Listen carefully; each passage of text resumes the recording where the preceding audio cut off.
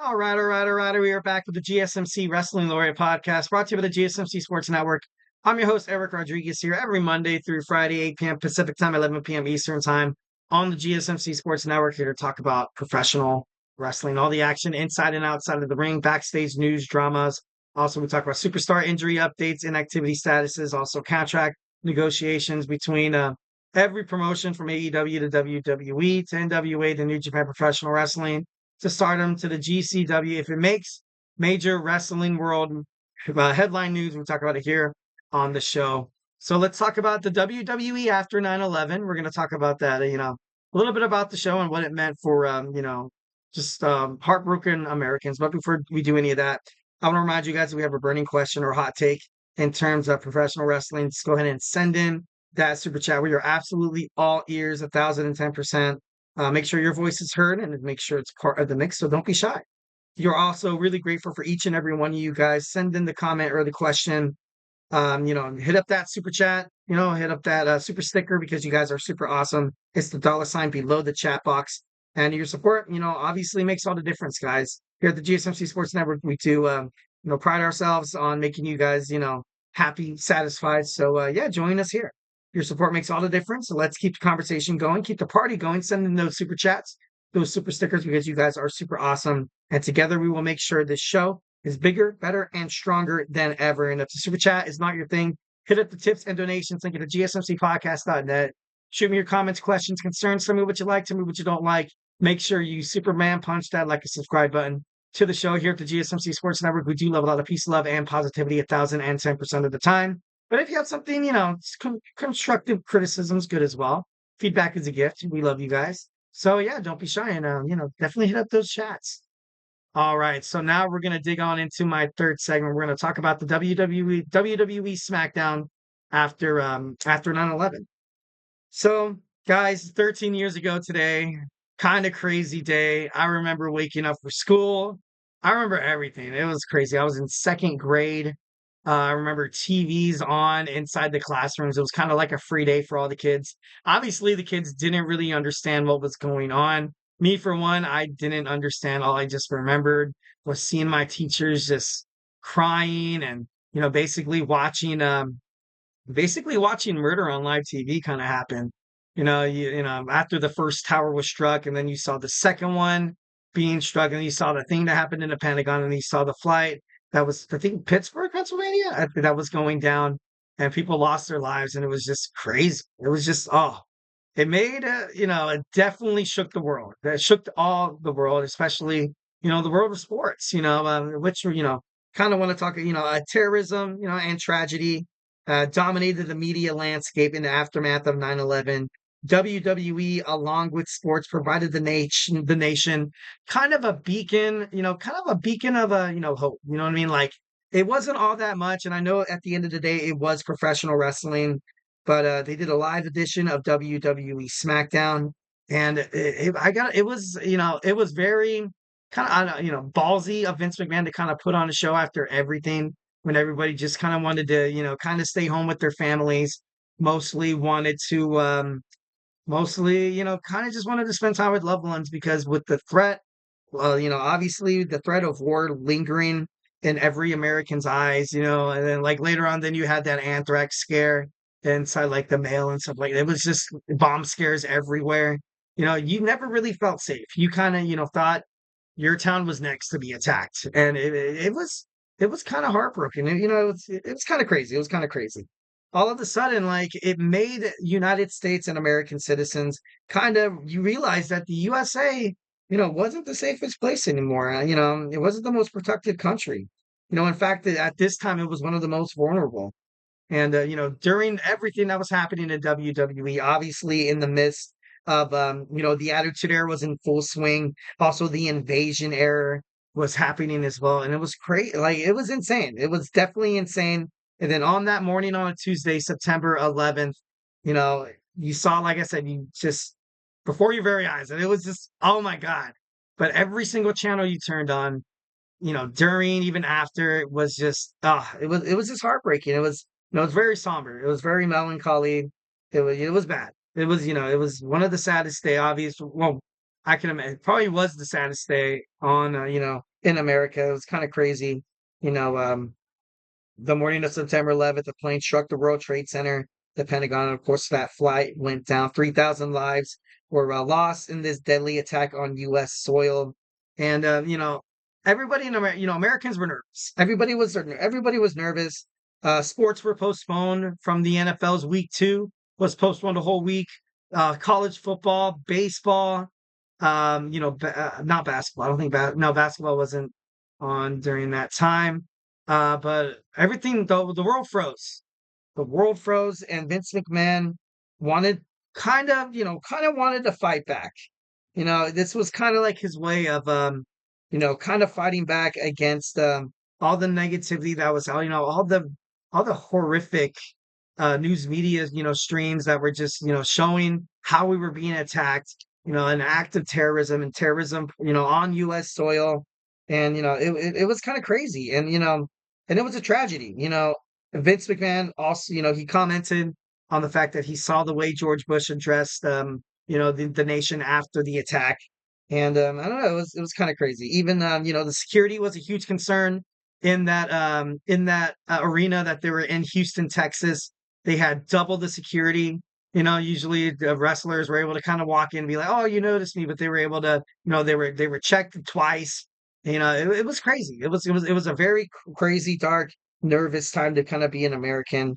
It was scary, very, very scary. Even Edge, the Hall of Famer, said that everybody should have been with their families at this time. But it was kind of crazy, Vince. But overall, the wrestlers knew exactly what was happening. They knew exactly what was happening. This episode was the first public gathering of any sports after the attack. WWE was the first one to do it, and they got credit for it. It was crazy. you know, um, bringing people together, bringing a sense of like community. And, Vince McMahon started out the show talking about the spirit of America. We will not live our lives in fear. WWE stood together, breaking kayfabe. At this point, nobody cared about, storylines. Lillian Garcia sang the national anthem. That it was crazy. It was crazy. WWE stars, the people in the audience, people watching in the arena, watching at home, everybody who was basically an American had tears in their eyes from this very moving Star Spangled Bannered by one of the best, WWE announcers, in history. So, definitely thought that was pretty cool. Lillian Garcia, who absolutely nailed it. It was great. It was great. 1,010%. WWE, stood tall with Americans that day as they showed the nation kind of like a sense of unity. You know what I mean? And obviously there was a lot of, superstar, videos. A lot of people claim that, WWE saw a lot of how the crowd felt about certain heel characters like John Bradshaw Layfield, who was a huge heel, but he gave a kick-ass speech in his interview talking about his thoughts on 9/11. Ultimately was kind of propelled him to superstardom.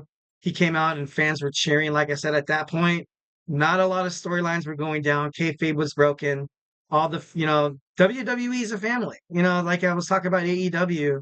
These guys travel on planes together. And imagine just the families of these wrestlers, knowing that they're going to have to fly back. A lot of airlines closed. I remember LAX wasn't out. They were closed. We were on high red alert, and it was, it was very scary. It was very scary. I remember, I was at home. I remember, looking up in the sky, looking at the airplane, and there was, and then after it's 9/11, there was no airplanes. No airplanes. The streets were, kind of bare. Everybody was literally kind of staying at home because they were scared. It was, I remember the 4th of July that year too. It was, I feel like it was on steroids. And then, a couple short months later, something like that had to happen. And it was very, it was a tragedy, and it was, absolutely crazy, absolutely unprecedented. It was, Kurt Angle's speech also was one of the, speeches that was noticed as well. Talking about, and he was featured in the main event. He took on in Rhino in the main event. He was the American hero.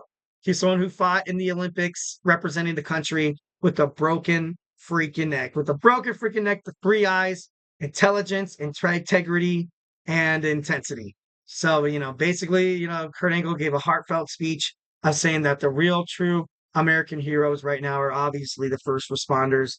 firefighters, police officers, basically, EMTs, everybody involved in, people trying to help out, what was going on in 9/11. Kurt Angle even said, him going out there and wrestling in front of everybody in, Houston that night was one of the proudest moments of his life to kind of, try to help all the victims. Well, not, well, to kind of help all the victims, all the people just watching in awe, kind of help them, take their mind off of things a little bit. Even Robert Ory, the NBA player, NBA legend, I think he's a legend.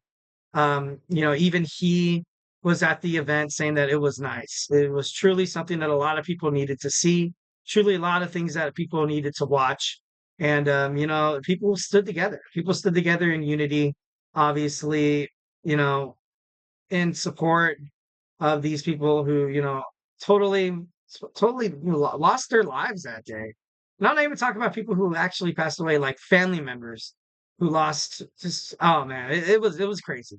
It was crazy. I remember, the World Series actually happened that day as well. Well, not that day, but like a couple, like it was a week later, then you had George Bush throwing out the first pitch to the Arizona Diamondbacks game and the New York Yankees for the World Series, which was kind of cool. I remember, I remember the NFL, the Super Bowl halftime performance. It was U2, and they gave such a huge, moving halftime performance with oh my God, I remember there was a big screen with all the names of all the victims who died.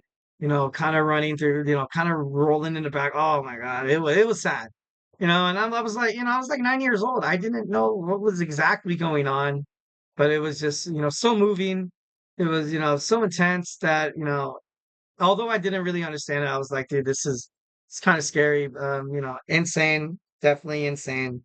After the match, well, after, WWE Smackdown went off the air, the crowd, I think they wanted to see more, and WWE gave them one of the best matches, definitely one of the best feuds in WWE history, The Rock versus Stone Cold Steve Austin, where they kind of went out there.